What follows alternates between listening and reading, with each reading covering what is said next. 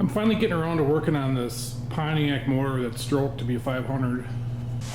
There's a crank, got bits and pieces everywhere.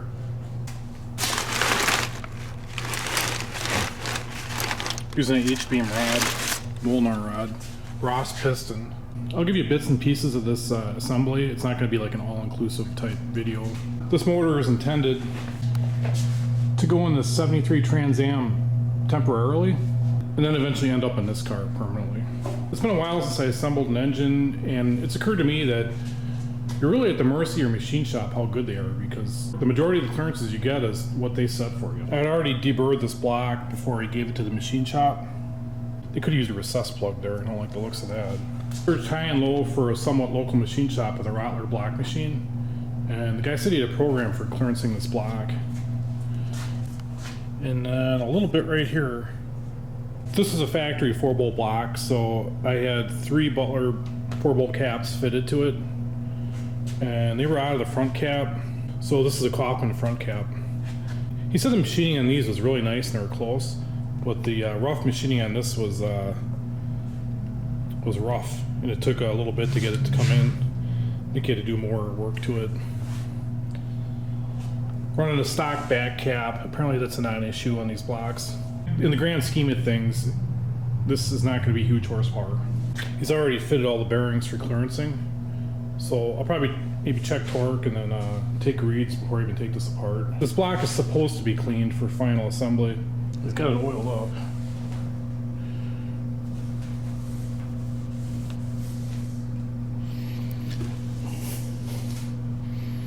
I mean, I'm getting stuff out of it. I'm reluctant to run soap and water through it because I'm thinking water get trapped in that oil galley. So I'll probably just do a wipe down as good as I can, and that's what it's going to be. Piston to bore clearance, but it's kind of arbitrary because this block was bored and then deck plates were screwed on it with the studs it's going to have, and then honed out. There's a certain degree of bore distortion when you crank that deck plate or a head on it. So I'm not going to bother showing those numbers because they're going to kind of be invalid anyway, but I imagine they'll be somewhat close. Ross piston, you know, I could have sworn these guys said I was going to have pin buttons, but it doesn't. The machine shop already assembled this for me. Feels good. So I'll just take a reading on all these and go from there. I'm using this pan of ice. I like this thing to hold my micrometer for setting up my cheapo bore gauge. Definitely no professional doing this. So I'm just going through these cylinders, taking a crude measurement, finding the low spot.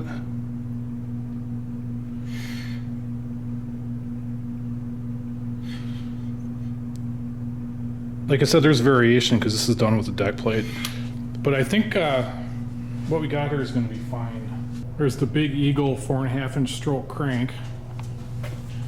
According to this, at 40 thousandths over, it's going to yield 497. They sure chamfered those oil holes. The machine shop polished out where the rear seal rides, because I'm running one of those BOP like neoprene seals. This is supposed to be a forged crank. I don't really see a parting line on it anywhere. I'm going to grab the measurements off all the rod journals and the main journals, and then something to compare to. Rod journal's getting 2.2 inch. I'm like, what the heck? A little bit of research, and apparently this is a big block Chevy rod journal size. The machining on this crank is right on the money for OD on these journals. And I clean up one of these cap mating surfaces, and under the bearings, it's pretty clean under here.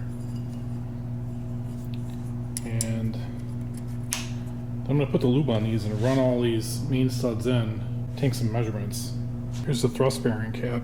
I believe you had to machine that in there to fit that bearing. While I'm going down here, I'm making sure that that oil passage is lined up correctly.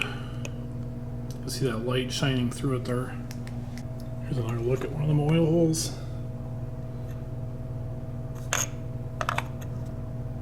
The machinist claimed that this machine's so accurate that when he line bored this, it was just touching the caps and not the block. And then it was touched through the hone. He said I'm not going to have to get an undersized timing chain for this. This bore gauge is set up to the rod journal size.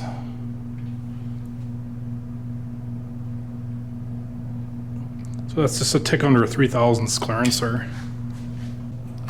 They're all good. Number 4 is a little tight. It's about 3/10,000ths tighter than what I would like, but I think that's how I'm gonna run it. I was looking at what the machine shop guy measured, and it's different than what I measured. So probably difference in measuring technique. It's somewhat close, within a few 10,000ths. As best my amateur self can tell, this block is good to go. So I am going to stick the cam in it now, make sure it turns over freely, and then I can look at putting the crank in. I went with a pretty mild cam. It's just a street motor, but it is a hydraulic roller. I got a little ultra slick on the bearings and on the cam.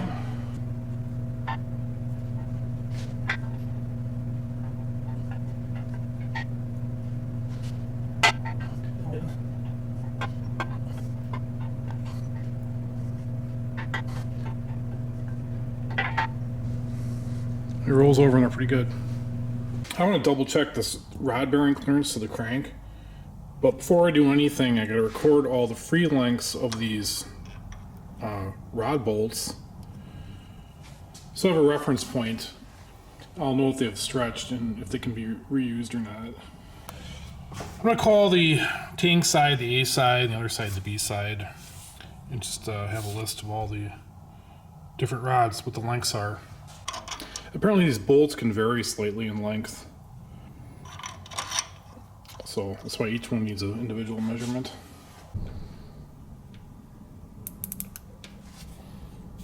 Following the instructions that came with the rod, I'm looking for a certain amount of stretch,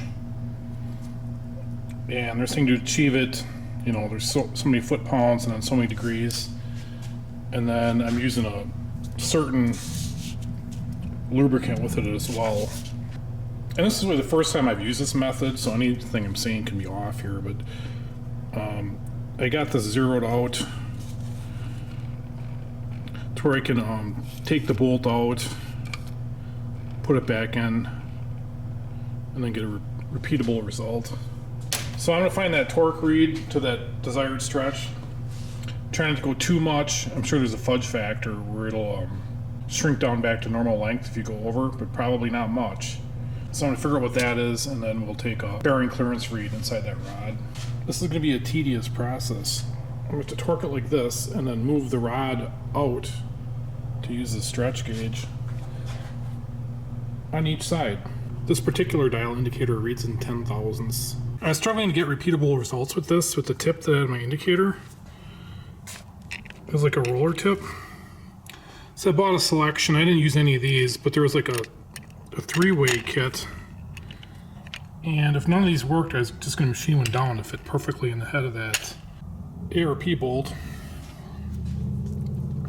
But this tip seems to work pretty good. You know, I gotta be able to take this out and then stick it back in and have it re-zero.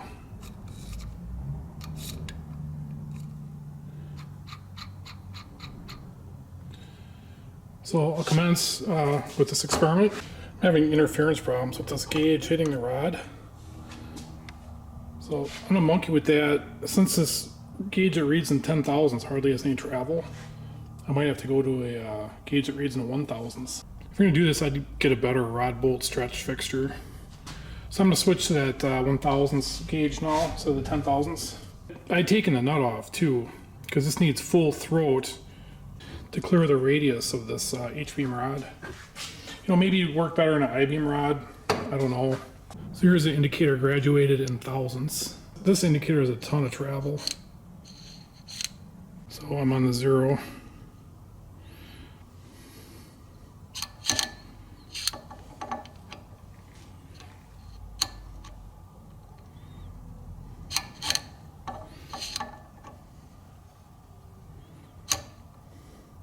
So I'm able to get a repeatable result, and I'm not hitting the radius of this rod. Let's see how much 30 foot-pounds stretches that bolt, if any.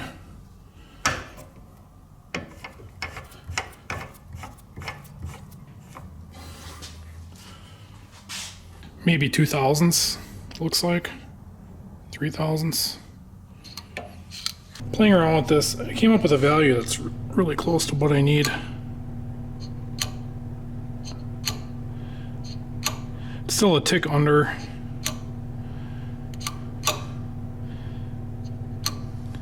It's probably plenty fine to measure bearing clearance. I'm gonna take that value plus a hair on the other side and see if we get a repeatable result. So I got this down to a science now. I'm just backing off the rod clamp a little bit. I got some parallels in there.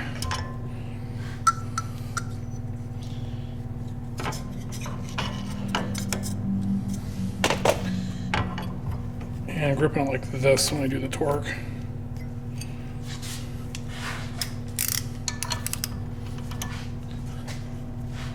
Gotta make sure there's enough lubricant on this thing. Add a smidge to the head. I gotta zero my indicator.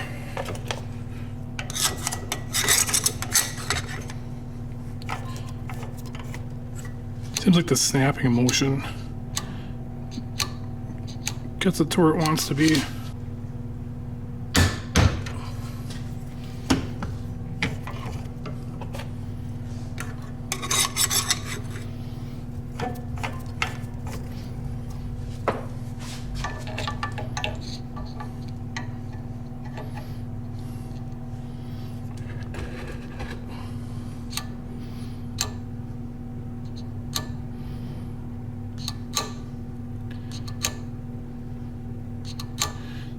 Pretty much the same result.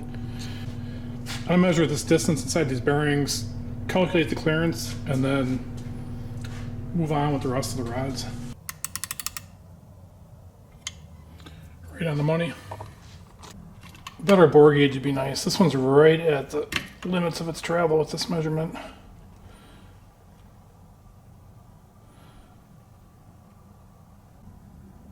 And that's up over 3. I'm gonna go back to that bumper bearing. So I just looked up the part number of this. 7200 CH1 is undersize, and then this is a standard size. So these are probably the ones that Butler had sent. We'll try it with one of them. So I think this is a culprit here.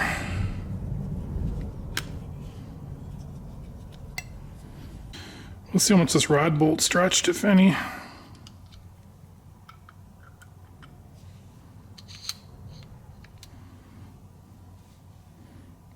Zero, right on the money.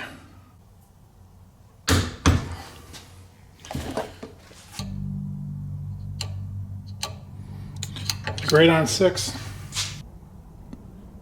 That's like 2.2. So I'm gonna run the bearings Butler sent me and then live with that. This is kind of why I'm doing all this, to catch any flaws like this that are correctable. So now I'm going to repeat this for the other 7 rods. We'll see how accurate this rod bolt stretches with a completely different rod. I'm sneaking up on the figure a little bit here.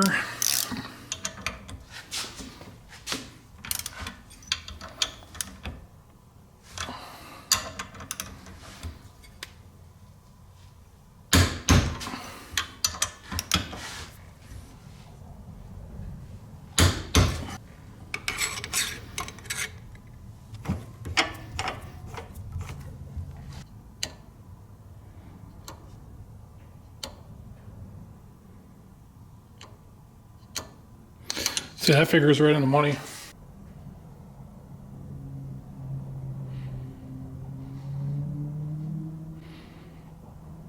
I'm gonna go with 2.6 on that. So I'll get this clearance too. What the hell?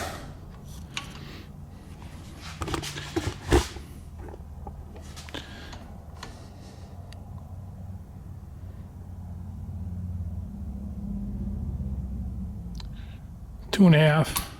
I checked all the passages clear, blown them all clear. And I gotta say, this crank is ridiculous heavy. Let's take a weight on it.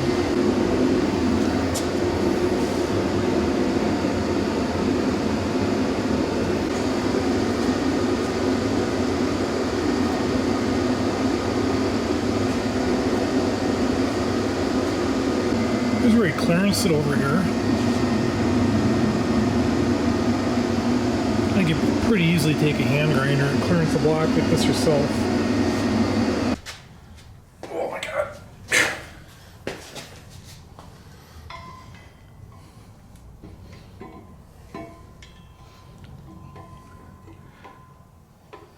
Good to go? Yeah, try now. Why is it all at an angle? Oh, you know what? It moved a little bit. Here we go. All right, there it is. There it is. Yes. There it is. Definitely All a right. two-person job. So I got my ultra black up in there, just flush with the anti-rotation hills, just like the block. Put this cap on here.